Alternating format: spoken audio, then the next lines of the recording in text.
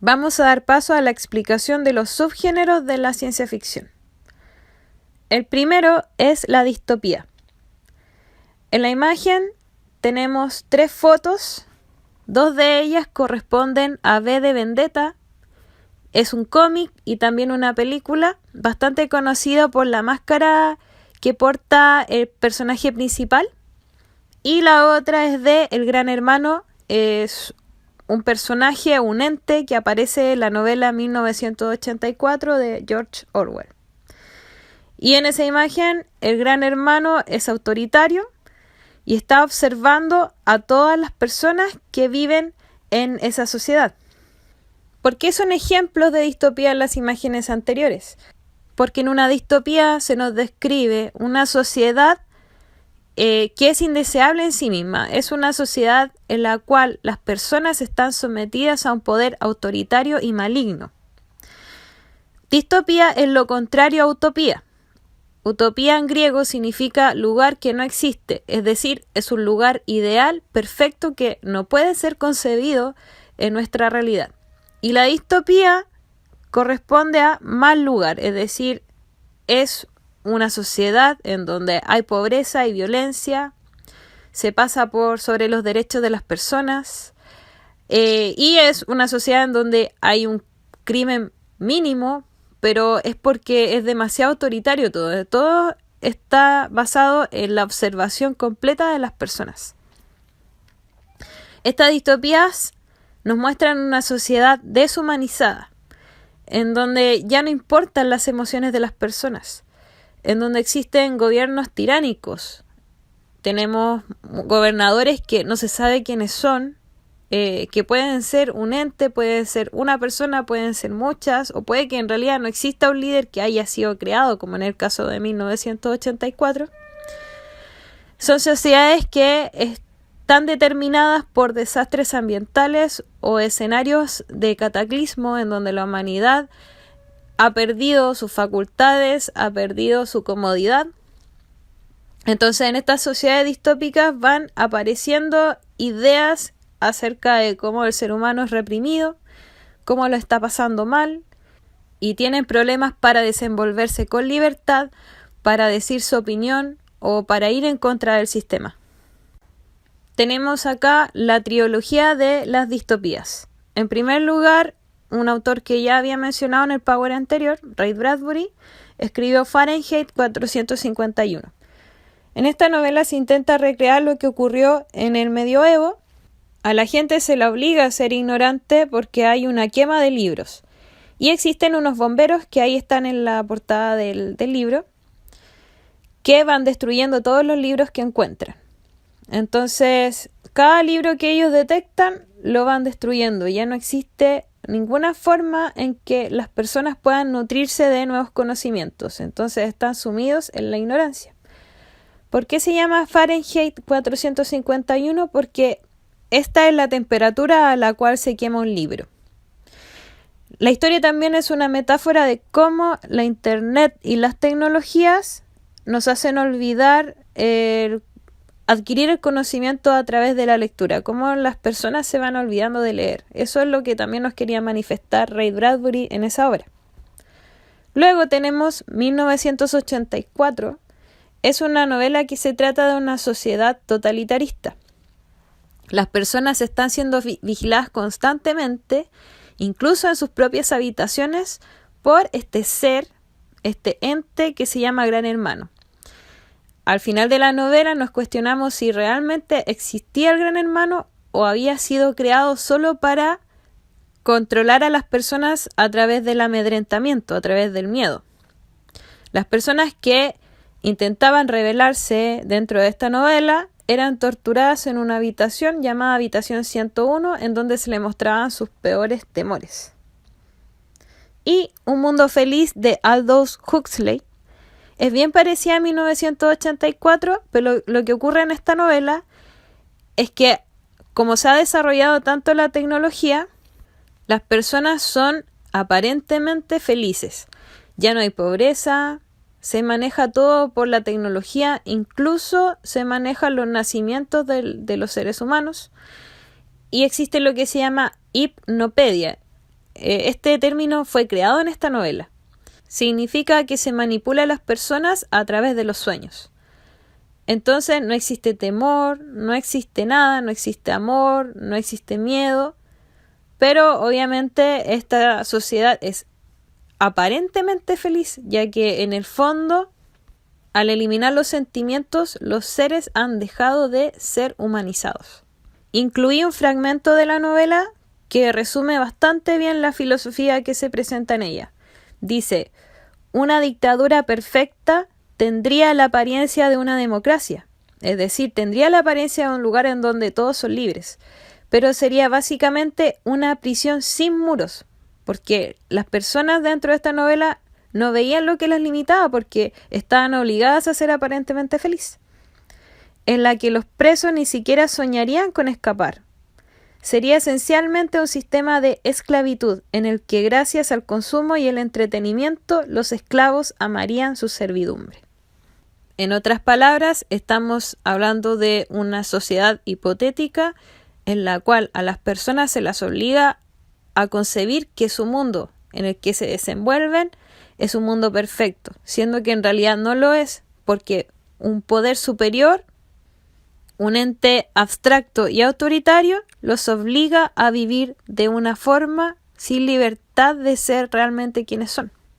Dentro de las características de la distopía tenemos que son sociedades concebidas de manera extrema, poseen una naturaleza real, es decir, que es algo que podría ocurrir o que está basado en la historia, en algo que ya ha ocurrido, en un autoritarismo que ha servido de ejemplo, y poseen también una naturaleza irreal.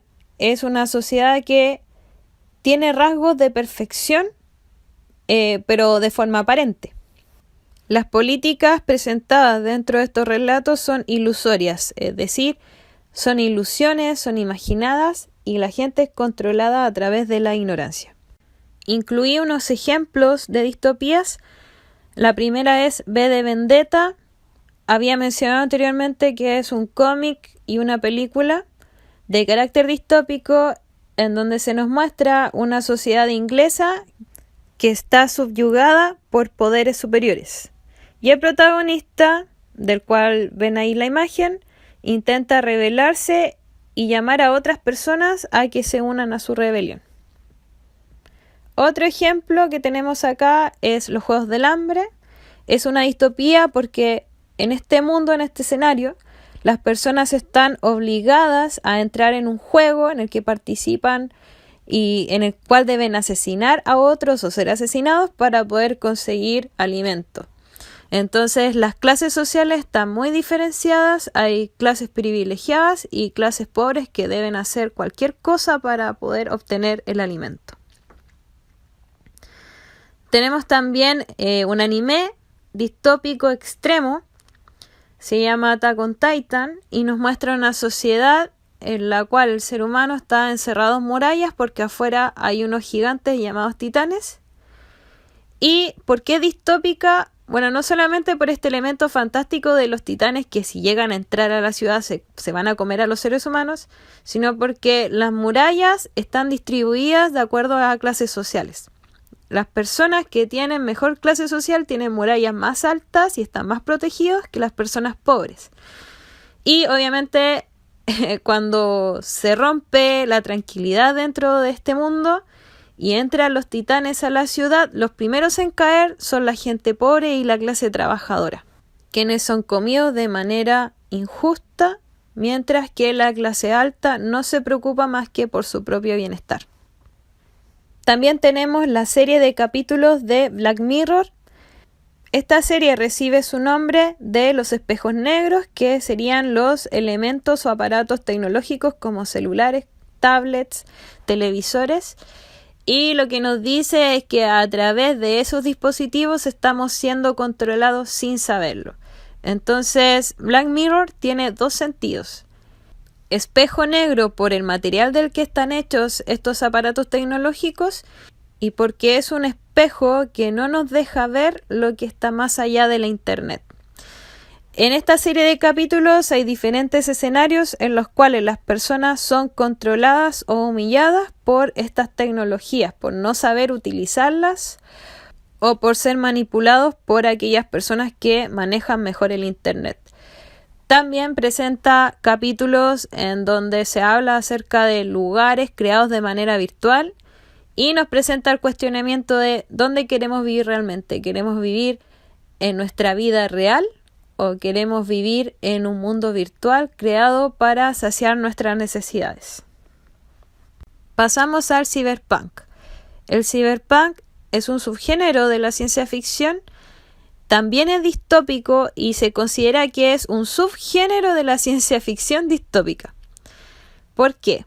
Porque acá se nos muestran realidades en donde el ser humano tiene bajos estándares de vida, hay pobreza, hay mucha gente que vive en lugares en donde está todo arrumbado, está todo sucio, está todo muy oscuro, pero tienen acceso a la tecnología. Entonces es un escenario en donde se desarrollan personajes como hackers o inteligencias artificiales, ya sean robots o androides. ¿Por qué es una distopía además? Porque en estas historias siempre hay una megacorporación de la cual no se conoce su líder y estas megacorporaciones esconden malas intenciones hacia el resto de los habitantes y los manejan a su antojo a través del Internet. Estas obras tienen varios rasgos en común. Primero, se desarrollan en ciudades las cuales están atestadas de cables, en donde está todo en desorden. Son ciudades oscuras, donde pareciera que nunca sale la luz del sol, en donde siempre está lloviendo. Imaginémonos las películas de Batman. En Batman siempre se desarrolla todo en una atmósfera muy muy oscura, como si siempre estuviese de noche.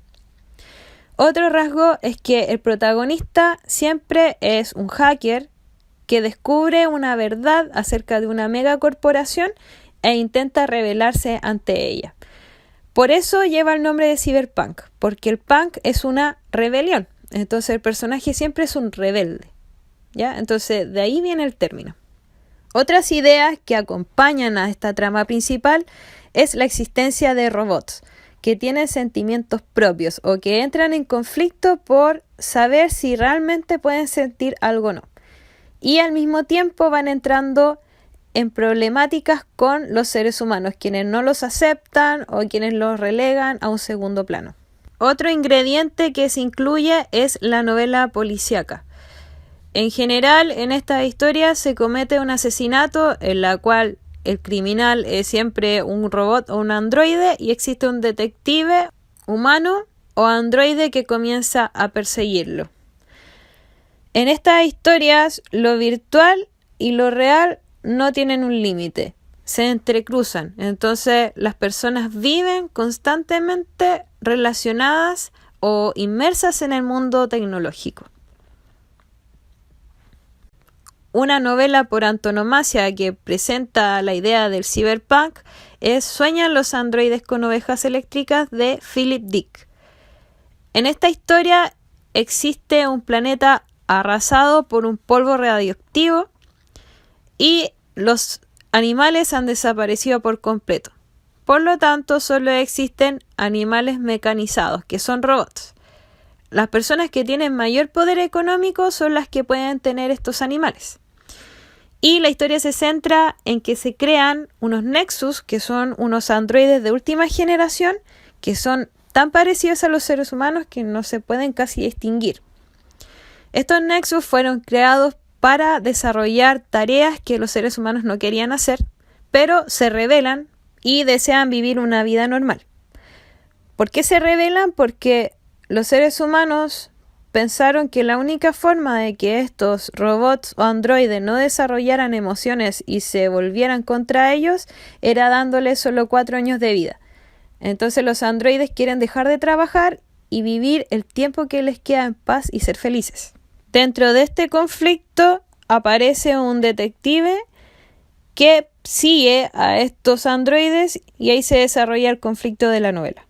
Pasando a otros ejemplos, en primer lugar tenemos a Blade Runner, que es la película que instauró la estética del cyberpunk y está basada en Sueñan los androides con ovejas eléctricas. Acá tenemos al protagonista, que es el detective que yo le estaba mencionando. Persigue a 4 Nexus para asesinarlos, para terminar con su vida, ya que ellos se rebelaron ante el grupo que los manejaba.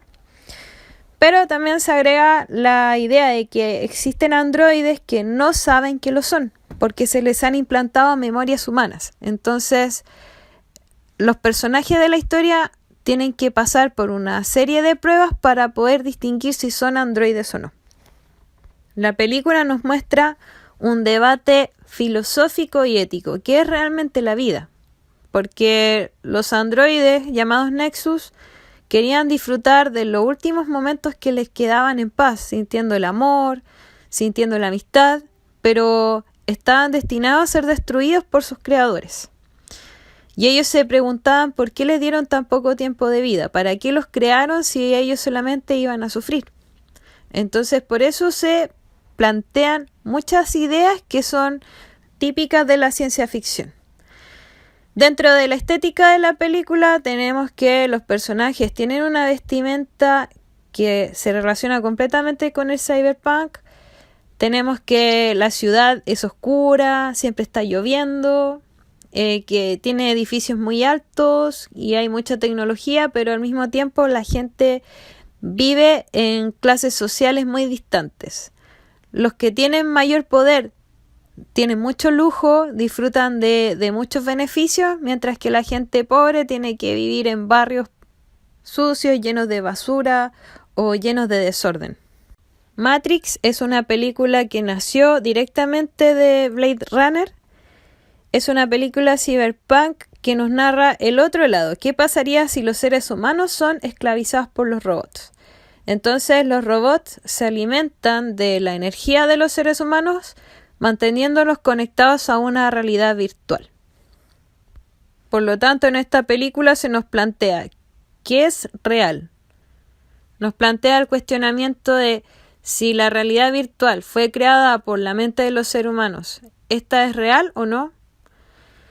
Y por otro lado tenemos a Akira, que es un anime, es una película en realidad, y es un referente de culto de lo que es considerado como cyberpunk, ya sea por su estética o por los temas que trata. Pasamos al steampunk. Como se nos presenta en la imagen, el steampunk es una ucronía, es decir, que se nos muestra un pasado alternativo, otro escenario del pasado. Entonces se toman referencias del pasado, pero estas se reinventan. Y una de las ideas principales es que en este mundo la tecnología sigue siendo a vapor. Y otro aspecto que es relevante es que las historias se desarrollan en una Inglaterra durante la época victoriana, cuando todavía existían coches y existían vestimentas de acuerdo a esa época. También se le llama un movimiento anacrónico y retrofuturista. El pasado, en donde no existía tecnología, en este caso sí se concibe como que existe. Dentro de los ejemplos, primero les puse unas imágenes de lo que es la estética del steampunk. De fondo hay unas imágenes que nos muestran una ciudad parecida a Inglaterra, en donde todavía hay globos aerostáticos, hay dirigibles, hay barcos a vapor, pero todo es bien tecnológico. Y estas más o menos serían los atuendos que se presentan normalmente en estas historias. El castillo ambulante o el increíble castillo vagabundo es una película de Hayao Miyazaki y es un referente de lo que sería el steampunk. Si se fijan ahí en la imagen, tenemos que es un castillo que funciona como a vapor y que va volando y que tiene estas típicas características estéticas de estar oxidado, de tener muchos engranajes.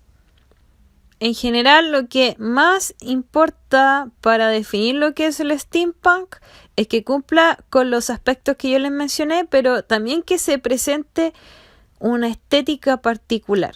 Es decir, que los personajes tengan cierta vestimenta, en donde andan con esta especie de lentes de piloto, en donde todo parece que estuviese diseñado con engranajes, en donde existe mucho óxido y los colores que se prefieren son colores sepia. Para finalizar, vamos a hablar acerca de la ciencia ficción apocalíptica. Este es un subgénero de anticipación, ya que nos muestra qué ocurriría en un futuro si existiese un cataclismo, un apocalipsis, un desastre natural, una guerra mundial, un virus altamente fatal que se escape de un laboratorio y destruya a la humanidad. ¿Qué ocurriría si chocase un meteorito contra el planeta? Entre otros posibles escenarios nefastos para nosotros. Entonces, a partir de este desastre se construye una historia en la cual los personajes quieren sobrevivir a como dé lugar. Como ejemplos de ciencia ficción apocalíptica, tenemos la novela de Richard Matheson, Soy Leyenda. Quizá ustedes conocen la película, pero esta película se basó en esta novela corta. Lo que cambió fue que en la novela original, el protagonista es el único hombre que ha sobrevivido a una especie de virus que transforma a todas las personas en vampiros.